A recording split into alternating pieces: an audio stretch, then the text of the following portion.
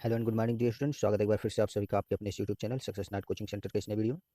बच्चों, हमने पिछले सेशन में पढ़ा था वर्ब, जिसमें हमने देखा था कि वर्ब जो होते हैं वो इनका अलग अलग कई प्रकार है, जिसमें हमने इंट्रांजिटिव वर्ब, ट्रांजिटिव वर्ब और लिंकिंग वर्ब ये तीन पढ़ लिया था। आज हम इसके आगे पढ़ेंगे जो है हमारा ऑक्सिलरी वर्ब। इस सेशन में हम ऑक्सिलरी वर्ब के, तो चलिए देखते हैं ऑक्सिलरी वर्ब क्या है। जो बच्चे अभी इस वीडियो पर पहली बार आ रहे हैं वो इससे पहले हमारा पिछला जो वीडियो है उसको जरूर देख लेंगे, जिससे कि चीज़ें बेहतर तरीके से समझ में आए। तो ऑक्सिलरी वर्ब क्या होता है? वे वर्ब जो टेंस का निर्माण करने या फिर मोड प्रकट करने में फुल वर्ब की सहायता करते हैं उन्हें हम ऑक्सिलरी वर्ब कहते हैं। ऑक्सिलरी वर्ब को हम हेल्पिंग वर्ब भी कहते हैं, हेल्पिंग वर्ब भी कहा जाता है ऑक्सिलरी वर्ब को। ऑक्सिलरी वर्ब जो होते हैं ये दो होते हैं मुख्य, पहला प्राइमरी ऑक्सिलरी और दूसरा मॉडल ऑक्सिलरी। अब प्राइमरी ऑक्सिलरी और मॉडल ऑक्सिलरी। प्राइमरी ऑक्सिलरी क्या होता है? प्राइमरी ऑक्सिलरी मुख्य रूप से तीन होते हैं, पहला वर्ब बी, दूसरा वर्ब हैव और तीसरा वर्ब डू। अब इसमें वर्ब बी के अंतर्गत हम जानते हैं कि is, am, are, was, were, be, been, being वगैरह आते हैं। वर्ब हैव के अंतर्गत हैज, हैव तथा हैड आता है, तथा वर्ब डू के अंतर्गत डू, डज तथा डिड आता है। अब आगे हम देखते हैं कि वर्ब बी का यूज, वर्ब हैव का यूज और वर्ब डू का यूज कहाँ कहाँ हम कर सकते हैं। अक्सर प्राइमरी ऑक्सिलरी में वर्ब बी, वर्ब हैव और वर्ब डू जो होता है इनका हम यूज ऑर्डिनरी भी करते हैं, यानी कि साधारण वर्ब के रूप में भी करते हैं।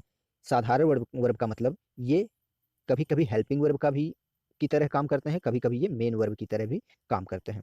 जैसे कि एग्जाम्पल से हम एक समझते हैं, my name is Arvind Kumar Chaudhary. अब यहाँ पर इज जो वर्ब आया है वह इज मेन का काम कर रहा है, चूंकि ये किसी वर्ब का हेल्प नहीं कर रहा है। लेकिन दूसरा एग्जाम्पल अगर हम ले, आई ही इज रीडिंग।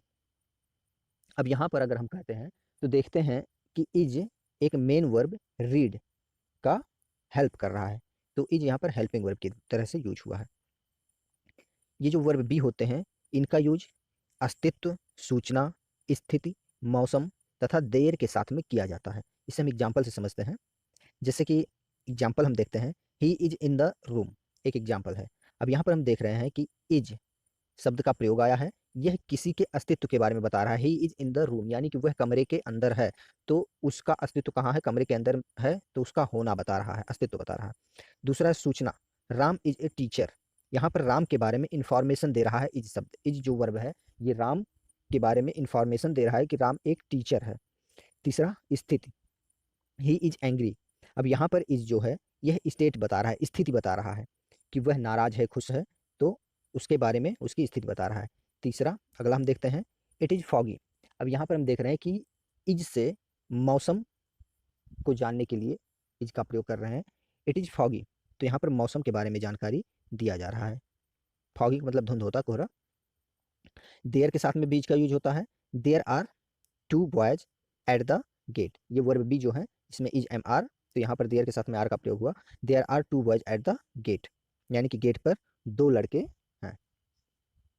जो होता है इसका प्रयोग पहला तो स्वामित्व यानी किसी चीज पर अधिकार प्रकट करने के लिए किया जाता है। जैसे कि एग्जाम्पल से हम इसे समझते हैं, आई हैव ए कार, मेरे पास एक कार है, यानी कि कार पर मेरा अधिकार है, तो किसी चीज पर अधिकार प्रकट करने के लिए हम हैव का प्रयोग करते हैं। और भी एग्जाम्पल हम देखते हैं, I have a pen, I have a book, I have a pencil. तो मेरे पास पास पास यानी कि कोई चीज जो मेरे पास है उस पर मेरा स्वामित्व है, अधिकार है, उसके लिए हैज, हैव, हैड का प्रयोग किया जाता है। दूसरा इसका प्रयोग कहाँ होता है? भोजन लेना या फिर पेय चीज लेना, तरल चीजें लेना, वहां पर भी हम हैव का प्रयोग करते हैं। जैसे we have lunch at one, कि हमने एक बार में भोजन किया, लंच मतलब दोपहर का भोजन होता है। अगला इसका यूज होता है स्नान करने में, I am taking a bath. यहाँ पर टेकिंग भी कर सकते हैं और हैविंग ए बाथ भी कर सकते हैं, तो यहाँ पर देखिए हैव का प्रयोग हुआ है, I am having a bath.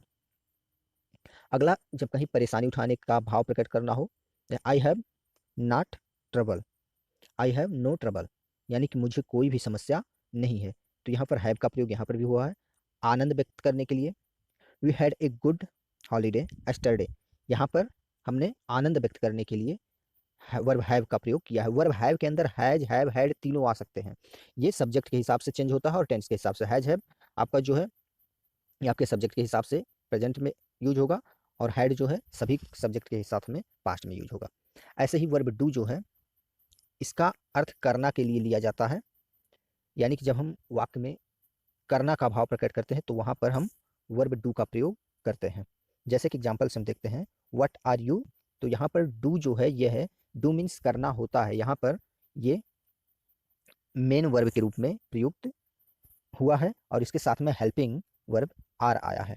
ऐसे ही हम देखते हैं, ही डिड हिज होमवर्क, यहाँ पर डिड जो है, यह डिड का मतलब होता है करना, यह यहाँ पर हेल्पिंग वर्ब के रूप में यूज नहीं हुआ है।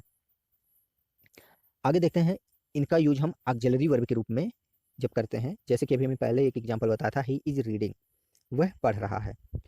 यहाँ पर देखते हैं हैव वाला, ही हैज गॉन, वह जा चुका। ही डज नॉट वीप, वह नहीं रोता। बच्चों, आशा करते हैं कि चीज़ें बेहतर तरीके से आपको समझ में आई होंगी।